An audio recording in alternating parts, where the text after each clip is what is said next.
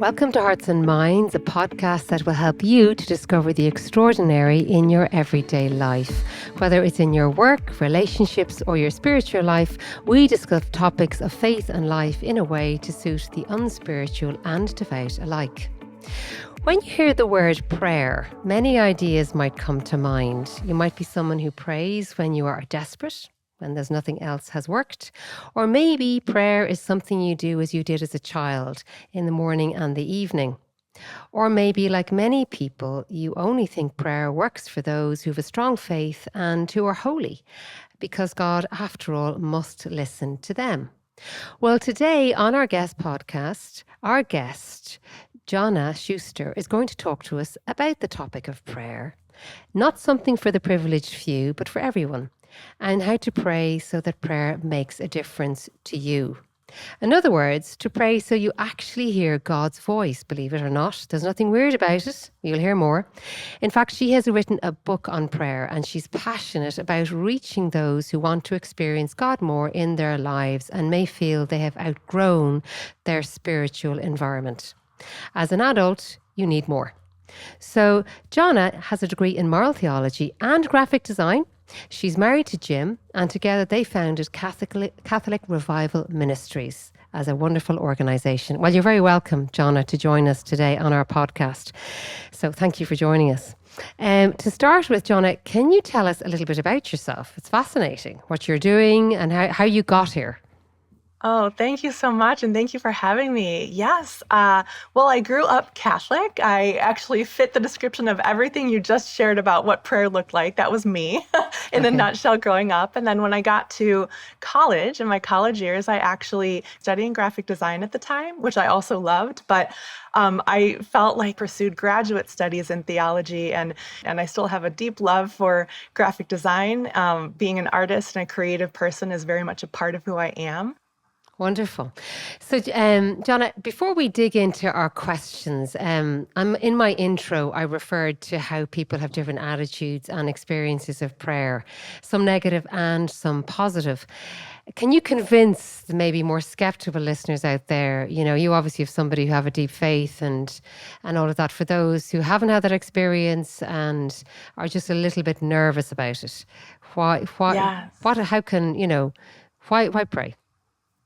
Yes. Oh, and I've been there myself as well, treating prayer as just something that I'm supposed to do or that I do in times of dire need and that sort of thing. And what I've come to learn over the years through my studies and my experience is that it's actually, when you think about prayer more as the tool for building a relationship with God, it actually becomes a more life-giving experience. And that's exactly what prayer is supposed to be. It's a method of communicating with God. And just like with every human relationship that we have, communication is such a huge, crucial piece of building healthy relationship. The same is true for us and God. And so the way that we build communication skills with other people in real life involves both speaking to them and listening to them. Those same things can be employed in our relationship with God. We speak to him and we make room to listen for his response. And so that's what really can build relationship. And so for me, when I learned that, it really helped to take me out of the frame, the mindset of I'm praying because I have to, and put it into the mindset of I'm praying because I get to know this person of God. I get to know him more deeply. I get to invite him to know me more deeply by sharing in this sort of dialogue-based exchange. And so I think when that is sort of the goal, rather than simply treating it as something we must do, I think it becomes a source of joy in our lives. At least it did for me, and I hope that will for others. Wonderful. Many of us, you might say, struggle to quiet our minds, in a fast-paced world. I think it's beautiful what you've just said there about wanting to get to know somebody. And I would think listening to you there's a before and after. So it's almost like a leap of faith, obviously, to you, pardon the pun, Yeah. to say, I'm actually going to try this. I've nothing to lose. So I think Yeah. that's very powerful. But the idea of quietening our minds, maybe, for some people, they go, okay, I'm going to try this.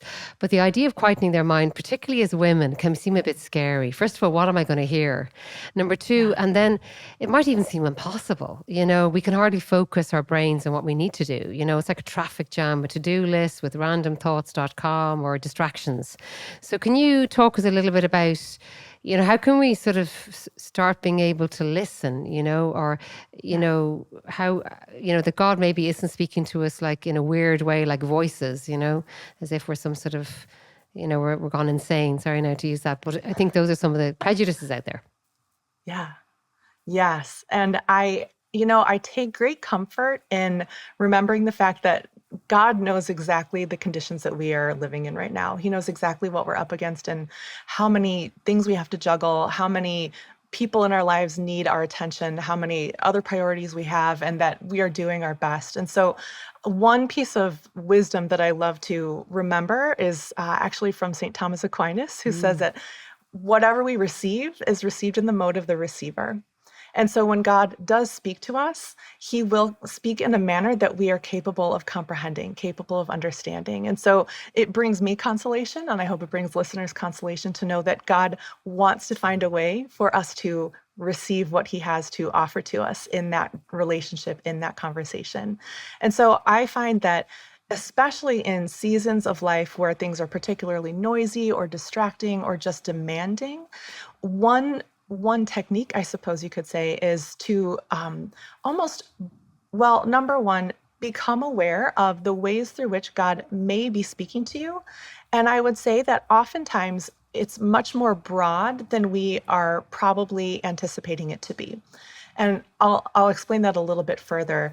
I know for many of us, we think that going into prayer, we have to completely silence ourselves. We have to still our minds. We have to clear out all the thoughts. And what I've discovered is that oftentimes we try to dismiss those things that are kind of coming to mind, or those things that are just part of our lives, as though they are impeding our ability to hear from God. But very often, God is actually communicating to us through those things. And so it's almost like we're willing to take on a burden that we are not necessarily meant to take on by trying to clear away those distractions.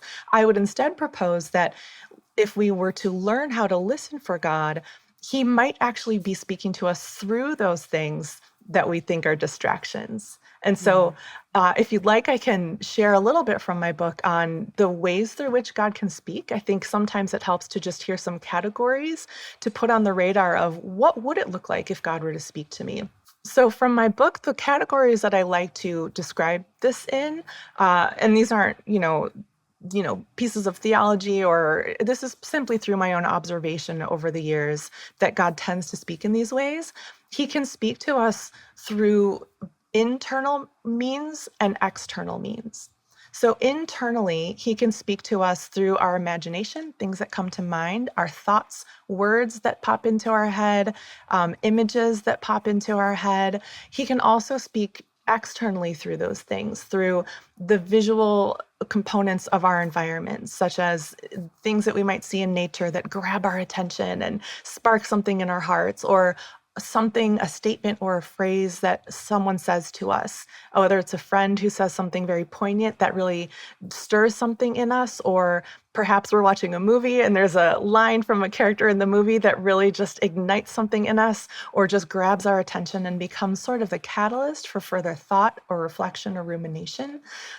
God can also speak to us through our feelings, through emotion, having peace or joy, or even some people feel like a physical sense of the weightiness of God's presence, or things along those lines. And even God could come through the form of ideas that we have, ideas for solutions to problems that we're trying to solve. I can't tell you all the wonderful stories that I've heard, in even through history, church history, and just the broader history of people who have had these magnificent ideas that came to them while they were praying, while they were, seeking the Lord. And they thought it was a distraction at first, because here they are supposedly trying to think about higher, loftier things. But it turns out the Lord was actually helping them to sort through their thoughts and come to a conclusion about a problem they were trying to solve instead of those loftier, because he's in the day-to-day with us. He's present to us in the day-to-day. And so when we kind of look at that collection of possibilities of how God could speak to us,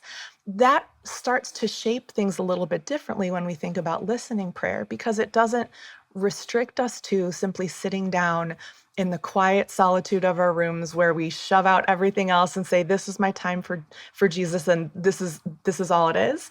Instead, especially when we have a busier life, we can actually look around and say, where is God catching my attention today? Where's my heart feeling stirred? It becomes a practice of noticing, becoming aware of how we are experiencing our life from day to day, how when we invite the Lord to speak to us, what is it that we are experiencing in response to that? And so that sort of makes it a very practical experience rather than a mystical experience, I would say. That's really nice. And it kind of resonates with so many, as you say, examples of different maybe saints. You know, what St. Teresa of Avila said, you find God in the pots and pans, or Yes. just even thinking St. Josemaria Scriva, the founder of Opus Dei, that to turn the material things of our day into an encounter with God. So and the distractions are the substance often. So it's what you talk to them about, but your everyday life. So that's very, very powerful.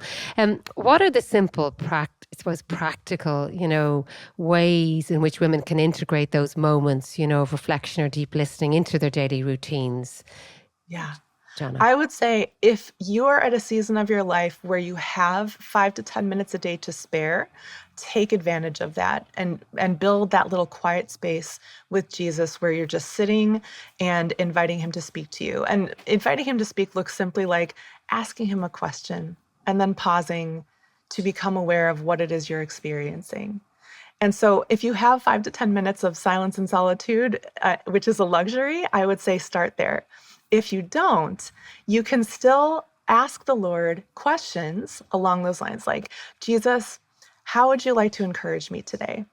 And then as you go about your day, just be on the lookout. Does something grab your attention? Do any thoughts come to mind that maybe surprise you, or just you take note of, like, oh, that seems a little bit different. I wasn't expecting that.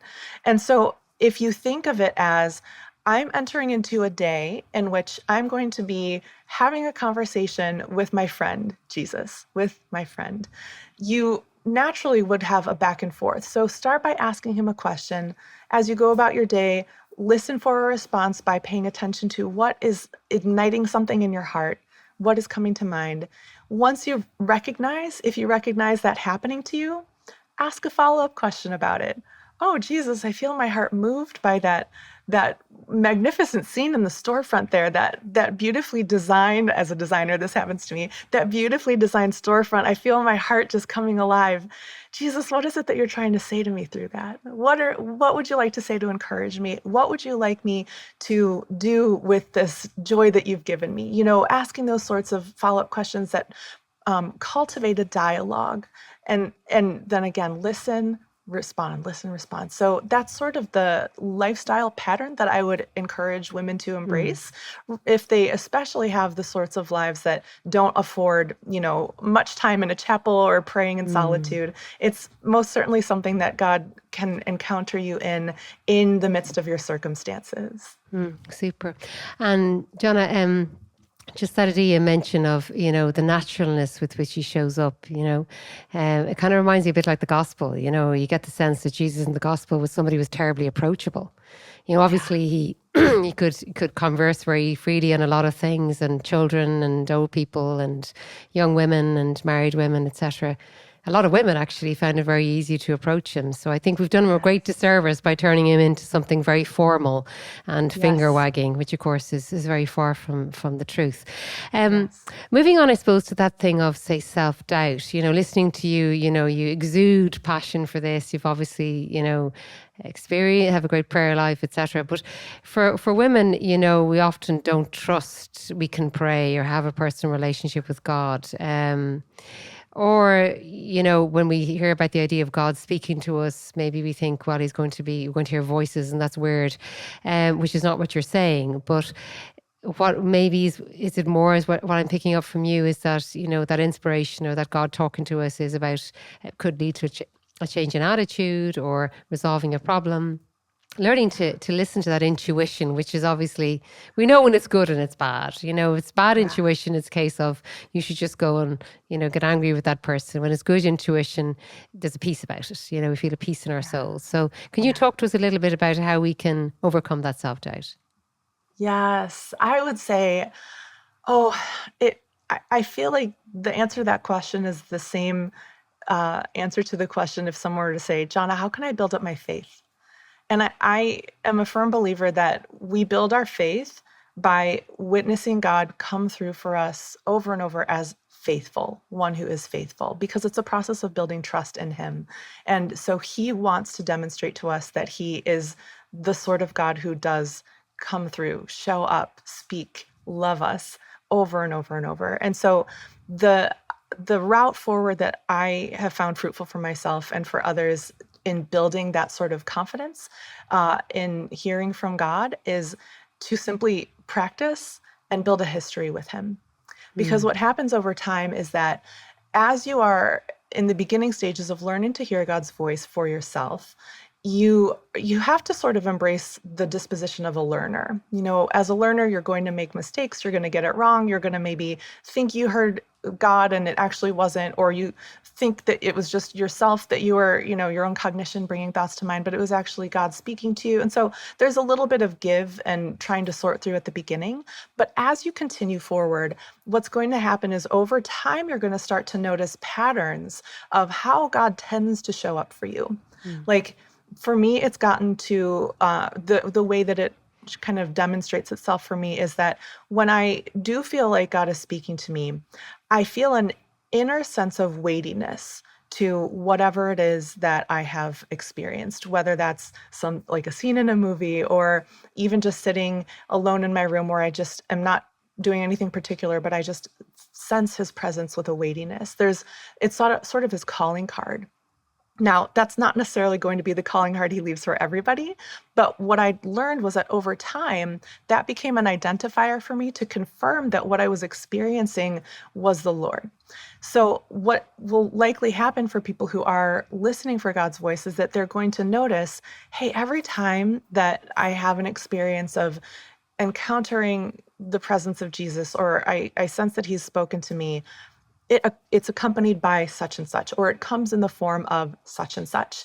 And then once you've identified that, it makes it all the easier to recognize Him when He's speaking to you in the future. And so this is something that we can allow ourselves to take our time with and be patient with ourselves with, so that we can build a history of this relationship with God rather than feeling like we have to get it perfectly right off of the bat. And so I would say that growing in that confidence is something that happens over time with practice, with a lot of grace extended towards ourselves as we are learning this process. And also just knowing that God does wish to show up, and that He is patient with us as we are learning. Super. And can I ask, just as I suppose, I suppose, contrast between prayer and mindfulness? Like many people do meditation and mindfulness. How would prayer be different to mindfulness? Or how can, I suppose, if you're doing mindfulness, how can prayer be even better, as it were? Yes. Oh, that's such a good question.